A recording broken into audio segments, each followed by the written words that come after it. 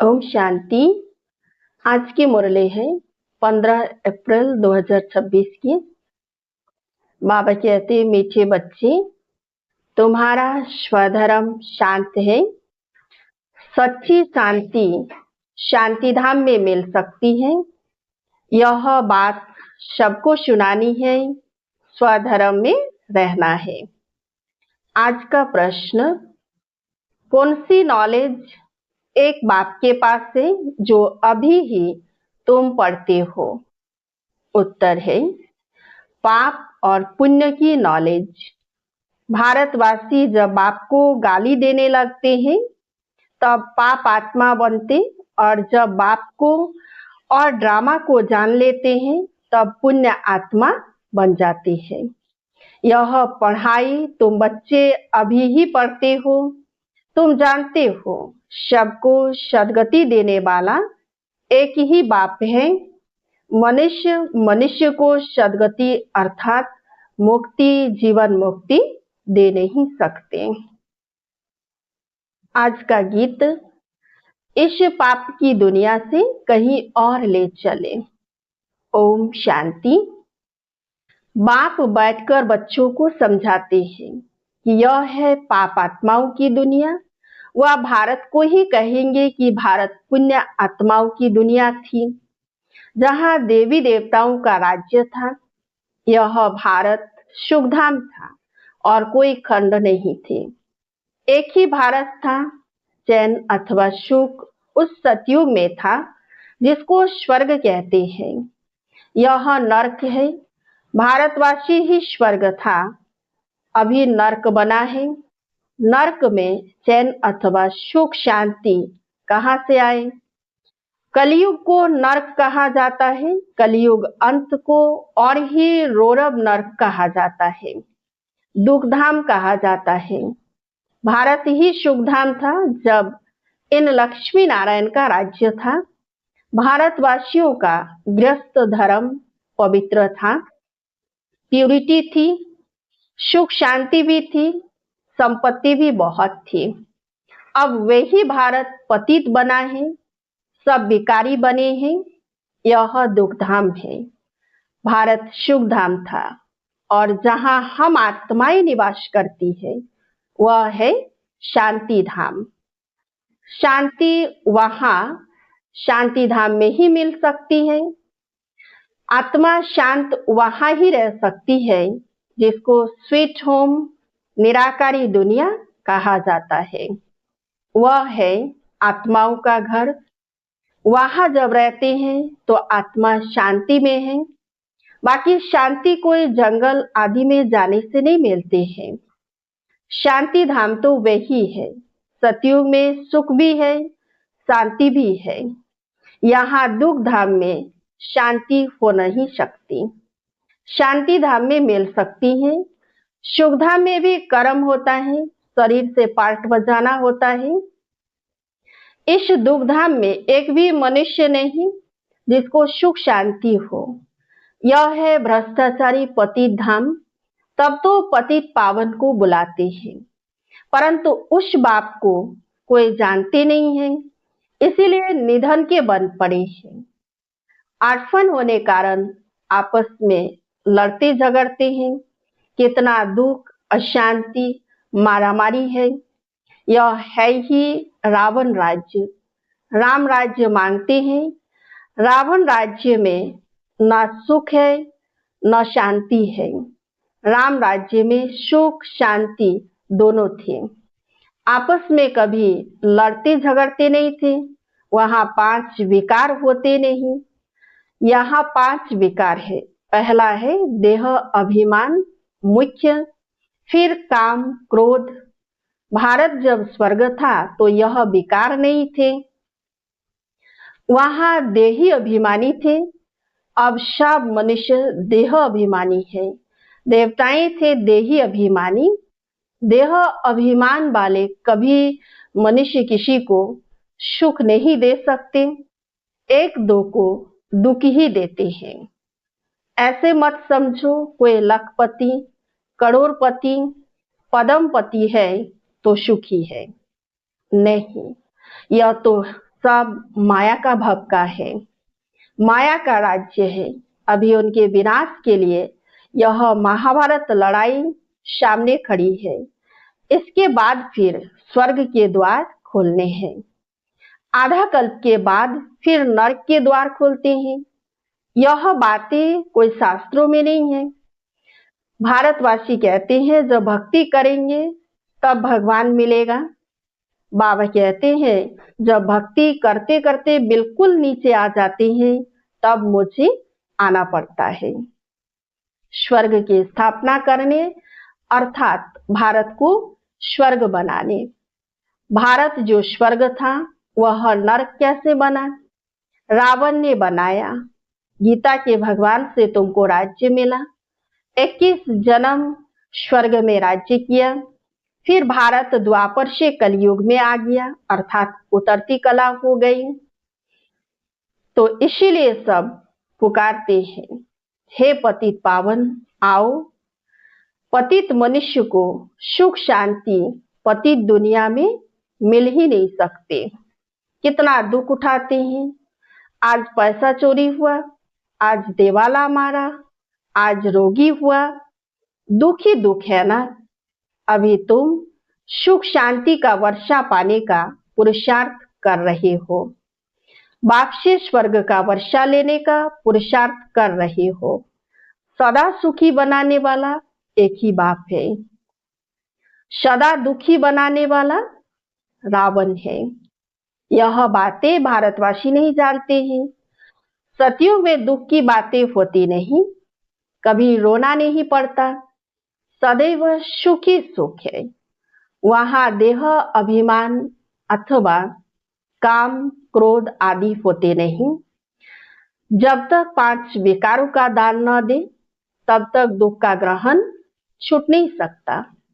कहते हैं ना, दे दान तो छूटे ग्रहण। इस समय सारे भारत को 5 विकारों का ग्रहण लगा हुआ है। जब तक यह 5 विकारों का दान न दे तब तक 16 कला संपूर्ण देवता बन न सके। बाप सर्व का सदगति दाता है। कहते हैं गुरु बिगर गति नहीं, परंतु गति का भी अर्थ समझते नहीं। मनुष्य की गति सदगति माना मुक्ति, जीवन मुक्ति, सो तो बाप ही दे सकते हैं। इस समय सर्व की सदगति होनी है। देहली को कहते हैं न्यू देहली, पुरानी देहली, परंतु अब न्यू तो है ही नहीं। न्यू वर्ल्ड में न्यू देहली होती है, ओल्ड वर्ल्ड में ओल्ड देहली होती है। बरोबर जमुना का कंठा था, देहली परिस्तान था, सतयुग था ना। देवी देवताएं राज्य करते थे। अभी तो पुरानी दुनिया में पुरानी देहली है, नई दुनिया में तो इन लक्ष्मी नारायण का राज्य था। भारतवासी यह भूल गए हैं, नया भारत नई दिल्ली थी तो उनका राज्य था और कोई खंड नहीं था। यह कोई भी नहीं जानते, गवर्नमेंट यह पढ़ाती नहीं है। जानते हैं कि यह तो अधूरी हिस्ट्री है। जब से इस्लामी बौद्धी आए हैं, लक्ष्मी नारायण के राज्य का कोई को पता नहीं है। यह बाप ही बैठ समझाते हैं कि सारी सृष्टि का चक्र कैसे फिरता है। जब भारत स्वर्ग था तो गोल्डन एज था, अब वही भारत देखो क्या बन गया है। फिर भारत को हीरे जैसा कौन बनाए? बाप कहते हैं जब तुम बहुत पाप आत्मा बन जाते हो तब मैं आता हूँ पुण्य आत्मा बनाने। यह ड्रामा बना हुआ है जिसको कोई भी नहीं जानते। यह नॉलेज सिवाय बाप के कोई दे न सके। नॉलेजफुल बाप ही है, वह आकर पढ़ाते हैं। मनुष्य को कभी सदगति दे नहीं सकते।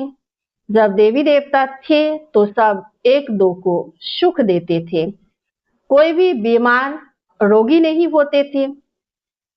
यहाँ तो सब रोगी है। अब बाप आए हैं फिर से स्वर्ग बनाने। बाप स्वर्ग बनाते हैं, रावण नरक बनाते हैं। यह खेल है जिसको कोई भी नहीं जानते हैं। शास्त्रों का ज्ञान है, फिलॉसफी, भक्ति मार्ग वो कोई सदगति मार्ग नहीं है, यह कोई शास्त्रों की फिलोसॉफी नहीं है। बाप कोई शास्त्र नहीं सुनाते, यहाँ है स्पिरिचुअल नॉलेज। बाप को स्पिरिचुअल फादर कहा जाता है, वह है आत्माओं का बाप। बाप कहते हैं मैं मनुष्य सृष्टि का बीज रूप हूँ, इसलिए नॉलेजफुल हूँ। इस मनुष्य सृष्टि रूपी झाड़ की आयु कितनी है, कैसे वृद्धि को पाता है, फिर कैसे भक्ति मार्ग शुरू होता है, यह मैं जानता हूँ। तुम बच्चों को यह नॉलेज देकर स्वर्ग का मालिक बनाता हूँ, फिर तुम मालिक बन जाते हो। यह नॉलेज तुमको एक ही बार मिलती है, फिर गुम हो जाती है। फिर सतयुग त्रेता में इस नॉलेज की दरकार नहीं रहती। यह नॉलेज सिर्फ तुम ब्राह्मणों को है, देवताओं में यह नॉलेज नहीं है।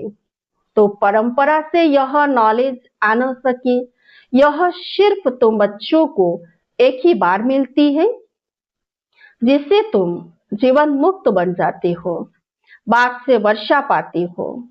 तुम्हारे पास बहुत आते हैं, बोलते हैं मन की शांति कैसे मिले, परंतु यह कहना भूल है मन बुद्धि आत्मा के ऑर्गन्स हैं। जैसे शरीर के ऑर्गन्स हैं, आत्मा को पत्थर बुद्धि से पारस बुद्धि बाप ही आकर बनाते हैं, जो सतयुग त्रेता तक चलती है। फिर पत्थर बुद्धि बन पड़ते हैं। अभी फिर तुम पत्थर बुद्धि से पारस बुद्धि बनते हो। तुम्हारी पारस बुद्धि जो थी उसमें खाद मिलती गई है, अब फिर पारस बुद्धि कैसे हो। बाप कहते हैं हे आत्मा मुझे याद करो। याद की यात्रा से तुम पवित्र बनेंगे और मेरे पास आ जाएंगे। बाकी जो कहते हैं मन की शांति कैसे मिले, उन्हें बताओ कि यहाँ शांति हो कैसे सकती। यह है ही दुख धाम, क्योंकि विकारों की वशीभूत है। यह तो बेहद के बाप से ही वर्षा मिल सकता है। फिर रावण का साथ मिलने से पतित बन जाते हो, फिर बाप द्वारा पावन बनने में सेकंड लगता है। अभी तुम आए हो बाप से जीवन मुक्ति का वर्षा लेने। बाप जीवन मुक्ति का वर्षा देते हैं और रावण जीवन बंद का श्राप देते हैं, इसीलिए दुख ही दुख है। ड्रामा को भी जानना है, दुख धाम में किसी को सुख शांति मिल न सके। शांति तो हम आत्माओं का स्वधर्म है, शांति धाम आत्मा का घर है। आत्मा कहती है हमारा स्वधर्म शांत है। यह शरीर बाजा नहीं बजाता हूँ, बैठ जाता हूँ, परंतु कहाँ तक बैठे रहेंगे, कर्म तो करना ही है ना।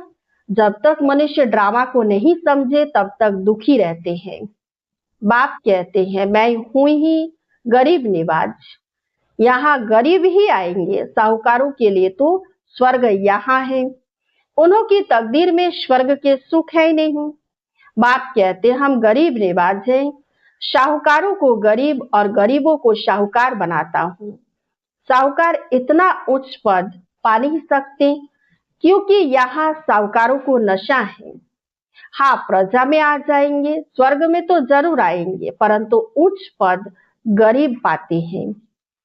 गरीब साहूकार बन जाते हैं। उन्हें देह अभिमान है ना कि हम धनवान हैं, परंतु बाबा कहते हैं यह धन माल सब मिट्टी में मिल जाना है, विनाश हो जाना है। देही अभिमानी बनने में बहुत मेहनत है। इस समय सब देह अभिमानी है, अभी तुमको देही अभिमानी बनना है। आत्मा कहती है हमने 84 जन्म पूरे किए, नाटक पूरा होता है, अब वापिस जाना है। अभी कलयुग के अंत सतयुग के आदि का संगम है। बाप कहते हैं हर 5000 वर्ष बाद आता हूँ भारत को फिर से हीरे जैसा बनाने। यह हिस्ट्री ज्योग्राफी बाप ही बता सकते हैं। अच्छा, मीठे मीठे सिकिलधे बच्चों प्रति माता पिता बाप दादा का याद प्यार और गुड मॉर्निंग। रूहानी बाप की रूहानी बच्चों को नमस्ते। हम रूहानी बच्चों की रूहानी बाप दादा को याद प्यार और गुड मॉर्निंग, नमस्ते नमस्ते नमस्ते। धारणा के लिए मुख्य सार। 1 नंबर है, बाप से जीवन मुक्ति का वर्षा लेने के लिए पावन जरूर बनना है। ड्रामा की नॉलेज को बुद्धि में रख दुखधाम में रहते भी दुखों से मुक्त होना है। 2 नंबर, धन माल व साहूकारी का नशा छोड़ देही अभिमानी रहने का पुरुषार्थ करना है। आज का वरदान, विकारों के वंश के अंश को भी समाप्त करने वाले सर्व समर्पण व ट्रस्टी भव। जो आयवेल के लिए पुराने संस्कारों की प्रॉपर्टी किनारे कर रख लेते हैं तो माया किसी न किसी रीति से पकड़ लेती है। पुराने रजिस्टर की छोटी सी टुकड़ों से भी पकड़ जाएंगे।